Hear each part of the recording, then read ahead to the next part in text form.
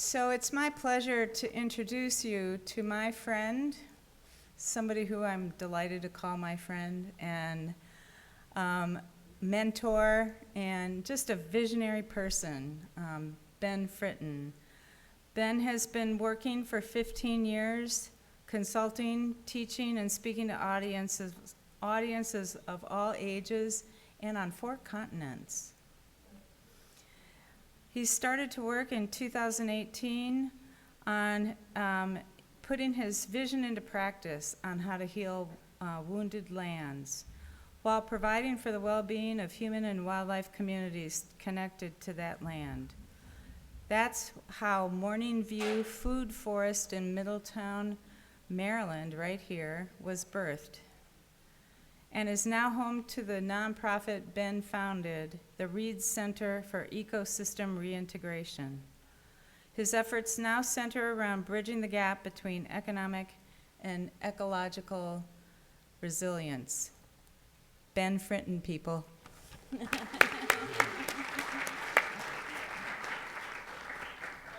Thank you so much for that introduction. I'm going to do my best to try to live up to that. You know, what an amazing opportunity it is to come together as a large group of people that are so vested in coming up with the solutions for our future. But even more importantly, this is an audience of people that are uniquely willing to actually look at the realities that we face as a species going forward into the future. This can feel like a really lonely world to be in when we're all doing our work, oftentimes feeling like we're doing this work in isolation. We're certainly all reading the articles and watching the documentaries, all in our own little nooks. And sometimes maybe it's just me. You sit in the corner of your living room and rocking a little bit like, okay, all right, yep, I just learned that, okay. All right. What am I going to do with that? Okay, here we go. So maybe there's a little bit of that happens for some of you, but here we are. This conference had over 300 people actually vested in learning about what it is that we can do together to actually solve the biggest crises, the biggest problems that we will be facing for the rest of our species' existence. And for me, so much of my work started out revolving around being the only person that I knew actually looking at these things. Yes, a lot of rocking back and forth, like, okay. And then trying to have conversations about it with people that were really resistant to having conversations about it, and feeling really alone and feeling as though it's me against the world and all of these kinds of things. And I now work through this in a much healthier way, although my family will tell you that I have a long way to go for it to really be healthy. And so much of the inspiration that has allowed me to step out of this kind of militant view of like, nobody's looking at this, we need to be doing these things, has been the realization of just how profound what is going right in the world is. And that's a little bit of what I wanted to talk to all of you about today. So for those of you that don't know the work of the Reed Center, we are a 501c3 nonprofit. As Barb said, we're headquartered in Middletown, Maryland.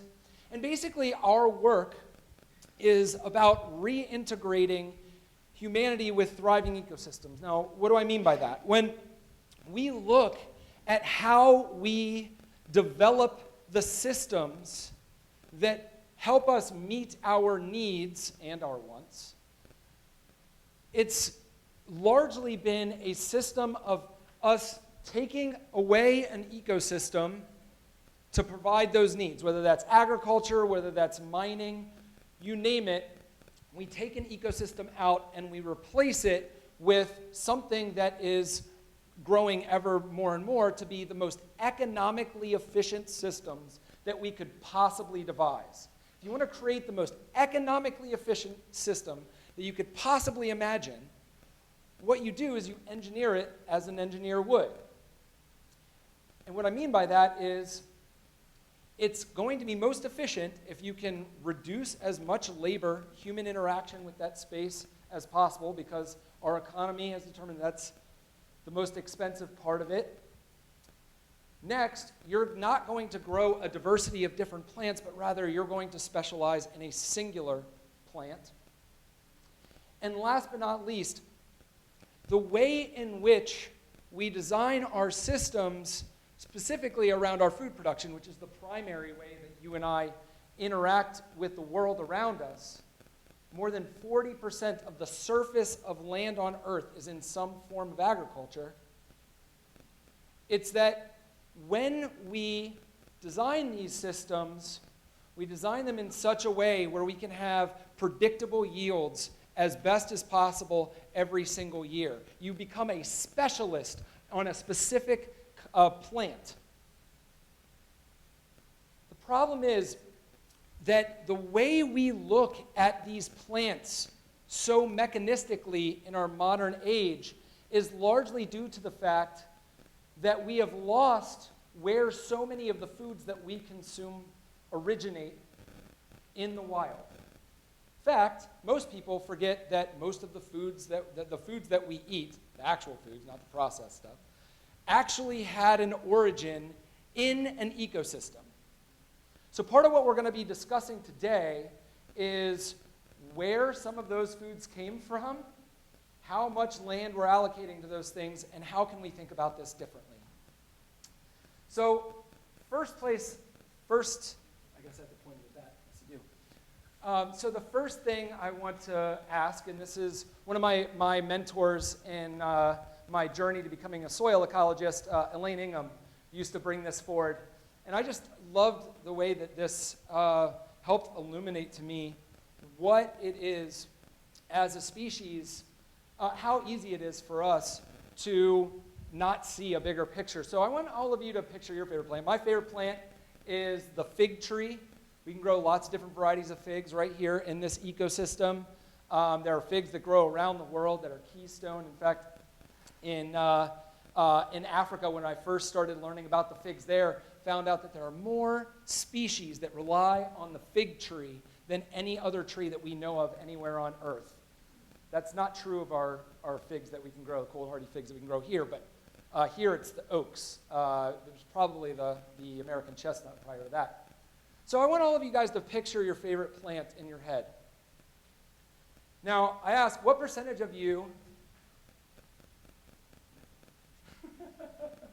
pictured the roots of your plant?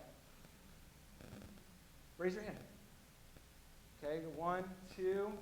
Now, of you 3 that raised your hand, how many of you pictured that because your plant was a root vegetable? So I've been doing this around the world, and the number of people that raised their hand that actually pictured the roots is because their favorite plant was a potato, a carrot, beet.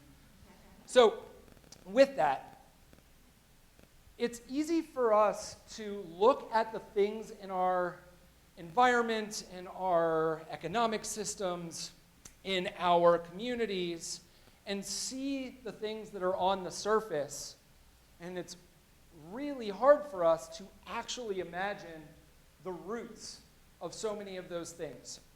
Now, with that, recognizing in the plant kingdom in particular that the vast majority of plants, you could actually chop off what we call a tree, and that tree will resprout and grow. So what is actually the tree? We're actually looking at the reproductive and eating organs of a plant and calling it the tree, when in reality, especially where we are right now in a deciduous forested ecosystem such as the mid-Atlantic of the United States is, in fact, most of the trees have sent down most of their resources back down to their roots as they go dormant for the winter months. When people ask what are roots used for, we usually get a very above-ground centric view of what roots do. They provide water from the soil. They provide the structural support that keeps the above-ground part of the plant from falling over. They bring nutrients up from the ground. Well, as science has progressed, we've actually learned that with the vast majority of plants, there is much more of a relationship of the above ground part of the plant feeding resources down to its root system rather than vice versa. Now, in that system of photosynthesis, we've often taught it as like, well, that's how plants create oxygen, and that's what's important to us. Well, in that photosynthesis process, in woody plants, woody perennial plants, 80% of the carbon that's absorbed by those plants are actually sent down to its root systems. So 20% of the carbon that is absorbed in photosynthesis is used to make new plant biomass above the ground. Of what is sent down to the roots, of that 80%, half of it, a full 40% of the photosynthate created, is actually used to make new root biomass. That's to make more lateral roots to feed the plant and to make more structural roots to hold a larger above ground plant. That leaves a full 40% remaining that's unaccounted for. And that is being expelled as something called exudates. These are carbon chains, simple sugars, proteins, carbohydrates, that are actually expelled from its root systems. Why would a tree waste its precious food supply instead of consuming it for its maximum growth potential? Well, what it's doing is feeding this radical diversity of life that lives on and in its root sphere, what we call the rhizosphere, the area of the roots that is so biologically rich that there is an entirely different microecosystem from the soil just outside of that rhizosphere to just inside of the rhizosphere. It can have a radically different pH. It has an entire cycling of nutrients in perpetuity if left to its own devices. And the way in which these microbes are fed from the tree, and I know this is an ascientific term, but it doesn't take somebody brilliant to understand that these organisms that are getting the vast majority of their life energy from the photosynthesis of that plant to become vested in the survival of that plant and therefore become the first lines of defense for that survival of that plant. Now you add into the work of Susan Simard and what she's been able to discover just using recent technology that we have using radioactive carbon, putting it around the branches of trees, and now being able to use a Geiger counter to be able to see where in the ecosystem these sugars are now being spread, finding out that some species disproportionately feed the excess photosynthate that they produce, the extra sugars, proteins, carbohydrates, to their direct offspring, that they are nursing their genetic offspring, even if that means that there is a plant of the same species in between them and their offspring. Somehow, there are fungal networks in the soil called mycorrhizal fungal networks that actually will do this transfer. Now, we have no idea how that works.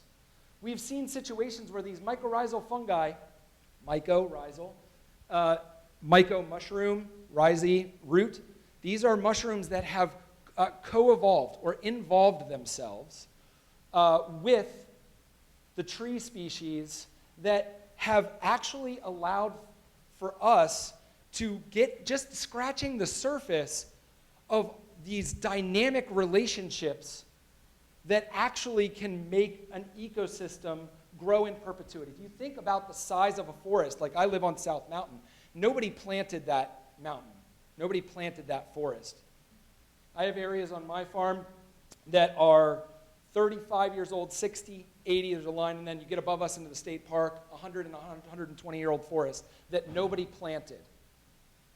And yet nobody had to use irrigation, no fertilizers, no pesticides, and it's growing in perpetuity. We've lost a keystone species in that time of the American chestnut. We just had a massive die-off of the oaks on South Mountain. And yet the ecosystem persists. It has upwards of 1,000 times the plant biomass of our agricultural fields? What is the secret that these forests hold that our agricultural systems are so needy, to where we have to use all of our freshwater resources around the world, surface and groundwater, that we're depleting to feed these crops? What is the difference between these systems? And the primary difference in these systems is that the forests have an unplowed network of support systems that allow for a whole ecosystem to be able to thrive, whereas the vast majority of our agricultural systems are based on 3 plants and 1 major class of plants. The 3 most common plants grown in the world are wheat, number 1. Rice, number 2. Corn, number 3. All 3 of these plants are annual grasses. Annual grasses. What is the only ecosystem that annual grasses could actually dominate a landscape? Because there is one.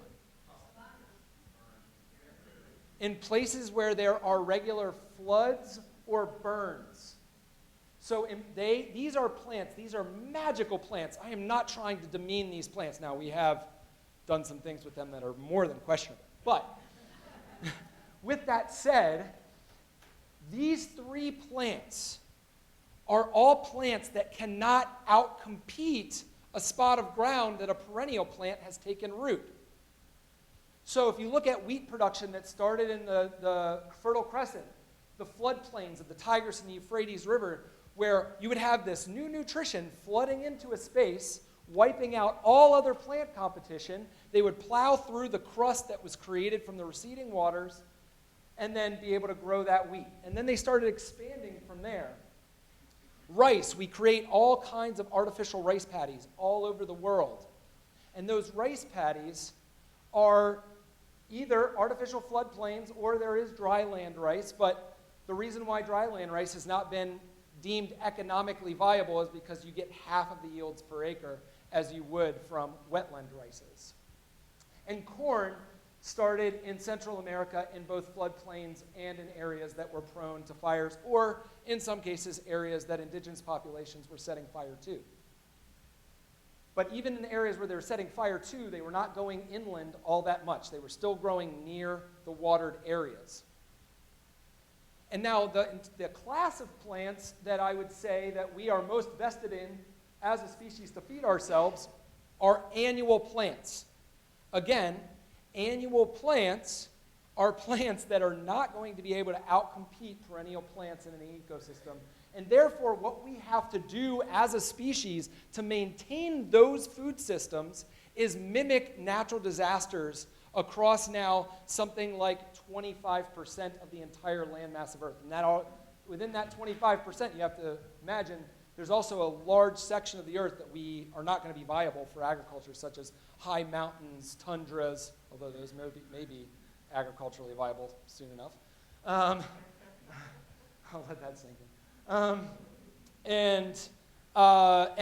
Of course, deserts and things like that. So with me saying all of that, the kinds of interventions that we do to set back what we call biological succession. Biological succession is a way of describing one end of the spectrum being a natural disaster, or you can go even further back, like a volcanic eruption that can turn a spot to glass. That could be one end of the spectrum. And the other end of the spectrum being an old-growth forest, which can support more biomass of life than any other terrestrial ecosystem on Earth. Now, with that, we do all kinds of things to set things back closer to that flood, that fire. Fires being one of them, artificial floodplains being another one. Plowing has been one of the biggest ones for hundreds of years now, well, thousands of years, but hundreds of years across huge swaths of our planet. The Dust Bowl, of course, is one of the great examples of just how bad that can be. And of course, we're still experiencing Dust Bowls today that are comparable, and in some cases around the world, way larger than the Dust Bowls of the 1930s. And it's not just topsoil, but it's also all of the agricultural additives that are going airborne as well. And then most recently, the newest technology that we've created is herbicide. So when we look at how vested we've become in plants, that the ecosystems that they would thrive within are ecosystems that are constantly being set back, we have to ask ourselves, what have people throughout history done about this? And our work centers around how do we do reforestation work, which for the rest of our species' existence on this planet is going to be a priority. We have to be doing more and more reforestation work, and there are a lot of people in here, some of which, like Chesapeake Bay Foundation and Rob, have helped us to plant tons of trees and so many trees across our region. And we've actually seen a resurgence of forest cover in this region, the Mid-Atlantic region, with the caveat that we're, of course, still using more lumber every year than we have the year before that we're getting from other places. So one of the biggest struggles that we face is that so many of the systems that we rely upon are actually, we have this plausible deniability. We don't have to see the collateral effects of what it is that we are purchasing. And for my generation and generations younger, we are the first generations that can actually look at these things right in their face. So one of the things that I wanted to bring to all of you, I'm an evangelist for this, is we're talking about climate change, we're talking about CO2, and these things are very important. But, in many cases, because of the invisibility of the molecule, the CO2, it makes it really hard for people to latch on just what the collateral effects of that are and how much they're contributing to the problem. Now, the other part of it is that there are very real changes that are happening across this entire planet that, if we look at those things on a micro level, we can actually create actionable solutions toward this. And one of those things are, and forgive me for diving out of this. Oh, it looks like somebody exited out of it. Okay, well, I'm just going to go forward in my presentation so you can see one that I downloaded. So there is a web portal called Google Earth Time Lapse, where you can use it just like Google Earth, and you can go around the world and look at a place like Las Vegas. This is the timeline from 1984 to the present. You can watch the fastest growing city in the United States, Las Vegas, growing in the middle of the desert. You can pause at 2000, well, now it goes to like 2021. Sorry, this is an old recording that I did. And go back and forth between 1984 and 2021. And you can see the stark contrast of the growth of this city. Now you can zoom out, and as we hit play again, you can actually watch as the city grows like this, and simultaneously as the water supply dwindles. Now, you can then zoom in, and you can see all the golf courses that were planted. You can see, hotels with huge water features being grown. Now, you can literally do this all around the world. I'm not going to get too much into it, but it is the most important tool. It is the most objective look at the collateral effects of our collective decision-making that there has ever been. And now with that, you can also go to places like the Aral Sea, the fourth largest lake in the world, and watch it dry up in 2007 and 2008. And so with that, there's another really important part of photosynthesis that I wanted to bring to you, because I believe that it is the most important front that all of us need to be working on, which is transpiration. Now, that transpiration is the other part of photosynthesis that we have not had the opportunity, technologically speaking, to explore. That is the water vapor that is released from plants as they're photosynthesizing. That water vapor actually represents the majority of rain that hits land on Earth. Rainforests do this at such a profound rate that 80% of the rainfall that landed in that rainforest came directly out of the plants within that forest. Now, this water vapor, it's molecularly structured slightly different than evaporation, and in combination with the other thing that forests do so well, which is release pollen, fungal spores, and bacteria into the atmosphere, become the nucleators that those droplets condense around and ultimately stay low in the atmosphere and become the rainfalls 50 to 500 miles from where they came out of the plants on average. There is a NOAA tool called HySplit, HySplit. This tool, for the very first time, allows us to look at any storm system anywhere in the world and say, I want to know the storm system that came through Frederick, Maryland 4 days ago with clouds at an elevation of 1,000 meters where it originated, and NOAA HySplit will actually give you a linear path that the clouds took.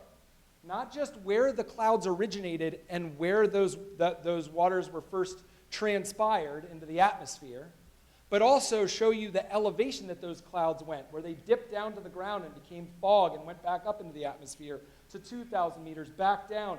You can actually witness the interconnection of our global ecosystem in a way that we never have had the opportunity to before. For the first time, we can actually see that some of our water patterns that we rely upon right here on the east coast of the United States are actually reliant upon forests that are in central Mexico, or on the rainforests, the temperate rainforests in British Columbia, or the forested systems that are in Minnesota. If we look at the brilliance of how ecosystems are able to persist and see that these systems have stood the test of time longer than humanity has been on this planet, and we don't see that as the most radical technology that we should be trying to mimic, then I'm sorry to say that our other technological advancements around solutions on energy and other things are for naught. Now, I'm going to answer some questions, and as I do, I'm going to be putting a video behind me. We often talk about food forestry as this radical new idea and things like that we can grow these radically diverse food systems that are able to persist indefinitely and produce way more food than our modern agricultural systems, with the caveat that it requires more people. But the reality is that regardless of what you think your genetic lineage is, all of us have derived from peoples, ancient peoples, that relied upon each other to survive what is a very difficult world. And furthermore, we had to rely on ecosystems that were producing perpetual abundance that made it possible for our species to make it this far. And now we've undermined that by trying to go with the predictable, the profitable, and ultimately the systems that are showing their fragility year over year. So this is from the Amazon rainforest. It is an anthropologist named Dr. Ivan Morales, one of my favorite people on the planet, who contacts uncontacted tribes. He doesn't go into their tribe and like, hey, but rather because they're being burned out of their ecosystems, they are now having to be forced to become nomadic and starting to ransack villages, and they get sick once they do that. And he brings them medicines and tries to learn about their culture. This is imagery of an uncontacted tribe in the middle of the Amazon. And he didn't find it because there was a void in the Amazon, but rather there's a depression in the Amazon. And what you'll see all around this village is an intentionally planted, very diverse food forest of cultivated fruit and nut species that they've selected over millennia, Brazil nuts that are larger than the wild Brazil nuts. different kinds of bananas, cacao, and so many other species through this food forest. All of us have living in what an ecosystem gives us in our past, in our lineage. And we have to find ways to effectively find our way back to having thriving ecosystems that also feed us. Thank you all so, so much.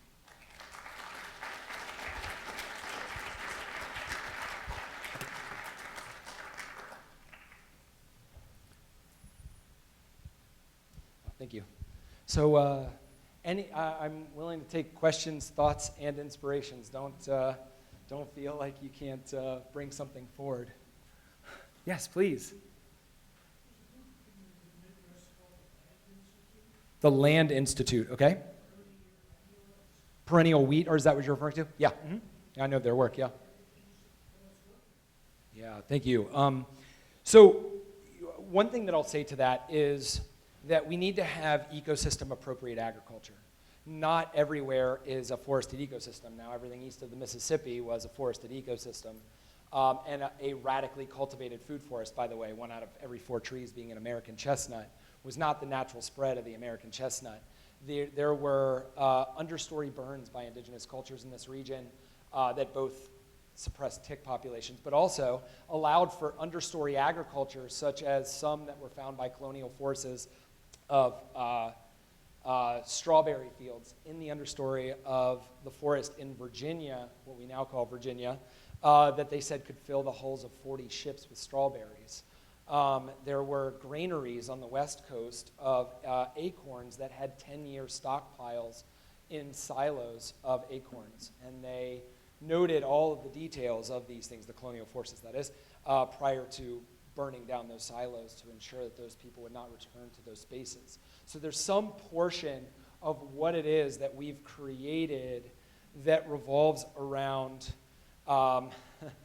let's just say, indigenous food systems being destroyed in lieu of these, what are frankly very productive systems.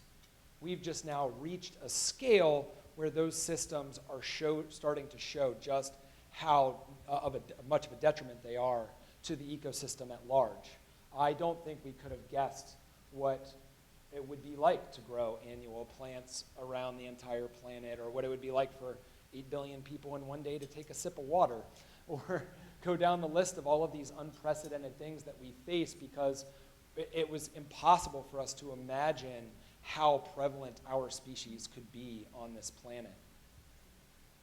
Any other thoughts or questions? Or this is just to show you guys, this is one of our food forests that we're planting. It's called the Tree of Life Project. And basically, it's 15 acres, and it's a time release of all of the edible and medicinal species that we can get our hands on that grow in this ecosystem. So everything that you harvest in December through March, April, May, June, July, August, September, October, November. And we're going to be starting to plant that this spring. So, and if anybody would like to take part in that, we'd love to. Yeah, thank you so much. That was really, really inspiring. I do have one comment and one question. Yes, please. The comment, it was on the root. I'm one of the 3 people that raised on the hand about the root, and I wasn't thinking of potato. Okay. The reason why, I'm just giving you a suggestion because it was helpful for me. Maybe it's helpful for other people, I don't know. I started to think about roots when I started teaching embryology. And I was looking, I mean, I don't know anything about plants. I'm not a gardener. I'm not like a flower person or anything.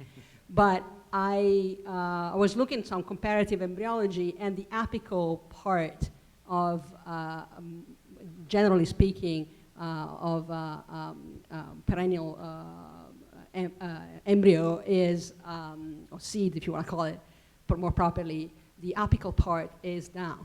So plants are with the legs up and the heads in the ground. So the head is in the ground, the root is the brain, the important part, what we perceive as the important part, is down. Yeah. So that's why I think about the roots. I love that. So the other question that I had is about the chestnuts. For completely different reason, I met a person in Canada that is in a association or whatever, or they're trying to make an effort for the reintroduction of the chestnut. And when I first moved to the US, I had no idea that the plant was extinct. Whereas in Europe, obviously, we all know about chestnuts and we roast them and they're every place and we be under their shade, and I was just shocked that you guys could do this thing to your own, chestnuts. And so where's that, I don't know about the Canada guy anymore, but where's the deal with the introduction of the chestnut? Yeah, good question. First off, I thought they were extinct as well. It turns out that they are not extinct. There is actually some west of the Mississippi that are still going well. There's still a handful of wild chestnuts that are full size in the mid-Atlantic. And most importantly, this was my profound realization, that in the understory of the forest that I abut to, that is right where the Appalachian Trail goes across, that you will see these circles of young American chestnuts. And in fact, the mycorrhizal networks, those fungal networks in the soil, have been keeping the American chestnuts on life support for over 100 years. They were cut out by the logging industry when they started getting disease. They're like, let's cut them all down so we can get as much lumber as we can while they're still around. And it turns out that, I don't want to anthropomorphize and explain why I think the mycorrhizal networks have kept them alive, but you can imagine a keystone species like that, they're pretty vested in keeping them on life support. And in fact, in 2022, the American chestnuts at the top of South Mountain fruited for the first time in over 100 years. And we were able to save some of those seeds, and we've been germinating them out with the intention of planting them out. Now, they're still getting the blight on them. I found a few that have shown to be, they don't have if you've ever seen it, it's a canker. It's a weird-looking orange canker on the bark. I did see a few that didn't have those, but the max that they're getting at this point that we've seen is about 30 feet tall, which is not nothing. And then if you go into Garrett County, I've seen some that are 60 feet tall. So there's some hope that naturally there's going to be a rebound.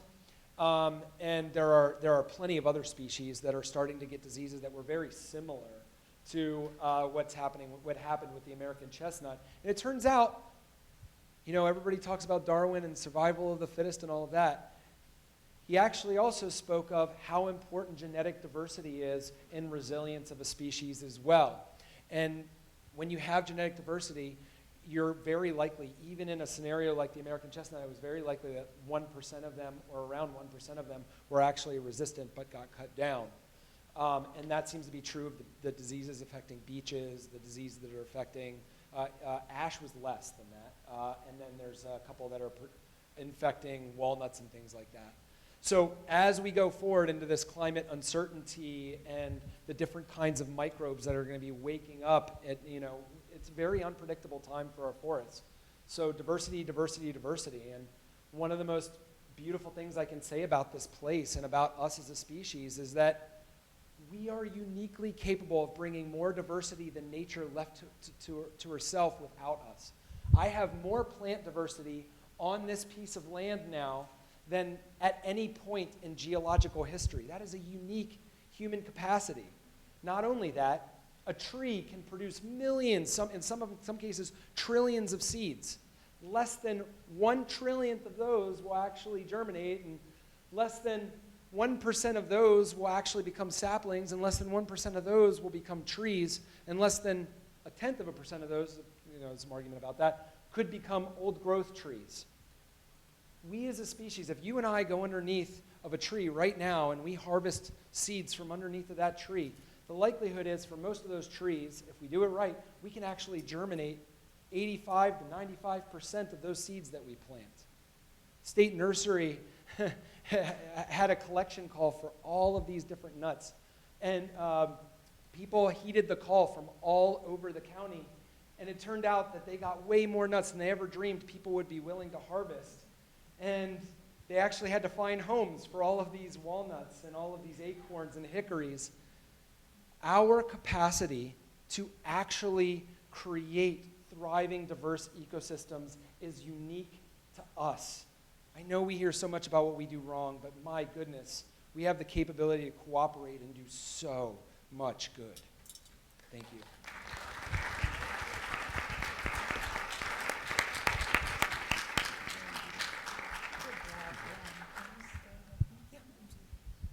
Wasn't that amazing? So thank you, Ben, for being with us and for giving us that closing message that, I don't know about you, but it really does fill me with hope.